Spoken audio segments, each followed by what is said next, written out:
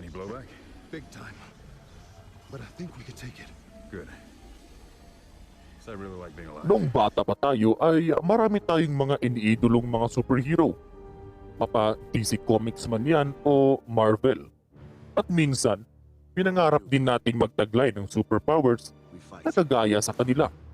Ikaw, anong gusto mong superpowers? Telekinetics? Superhuman strength? Teleportation? O gusto mong tumakbo ng napakabilis? Napakarami?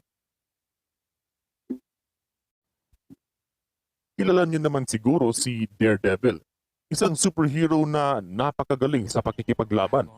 Ngunit sa kabila ng kanyang pagiging magaling sa pakikipaglaban ay meron siyang kapansanan. Siya ay isang bulag. Ngayon, masasabi mong, Kuya Sean, yan lamang po ay sa mga pelikula. Di po yan mangyayari sa tunay na buhay. Imposible po yan. Imagine, di ka nakakita, ngunit magaling ka makipaglaban.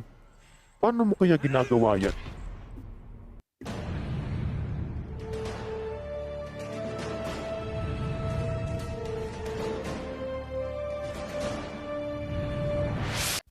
Kung bago ka pa lang sa channel na ito, ay mag-subscribe ka na at i-click ang notification bell para updated ka sa mga bago kong mga uploads. Nag-a-upload ako ng mga kakaibang istorya na nangyayari sa ating mundo, particularly sa retina. At nagre-resulta ito sa permanenteng pagkabulag ng isang pasyenteng nakaranas nito. Karaniwan nitong inaatake ay ang mga kabataan. Kaya, ang batang si Ben Underwood, sounds familiar ba mga kapatid? Opo, echolocation. Ito ang ginagamit ng mga paniki upang makapag-hunting at makakita tuwing gabi. Ang mga dolphins din ay ginagamit ang echolocation para makapag-hunting ng mga isda at ginagamit din nila ito upang makapag-navigate. So ngayon, ano nga ba ang echolocation? Ayon sa Google, echolocation is a technique used by bats, dolphins, and other animals to determine the location of objects using reflected sound. This allows the animals to move around in pitch darkness so they can navigate, hunt, identify friends and enemies, and avoid obstacles. To see the world through sound, and it is an ability Ibig that sabihin, dolphins share with ginagamitan porpoises, natin ng bats, sound and sa pamamagitan ng pabubuo nito sa ating bibig. Ang sound na napuproduce natin ay magbabounce back at maririnig natin sa ating tenga. Sa pamamagitan niyan ay nakakapag-utak kung ano ito.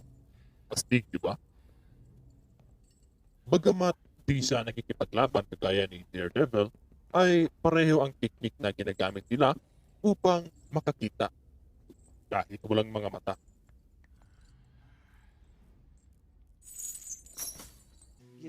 Sa kasamaang palad, siya ay binawian ng buhay noong January 29. Gayunpaman, may mga bagay talaga na akala nating imposibleng mangyari. Yung akala nating sa pelikula lang natin makikita. Ngunit sadyang napakalaki ng mundong ating ginagalawan para sa ating mga imahinasyon. Napatunayan natin sa video ito na superpowers do really exist.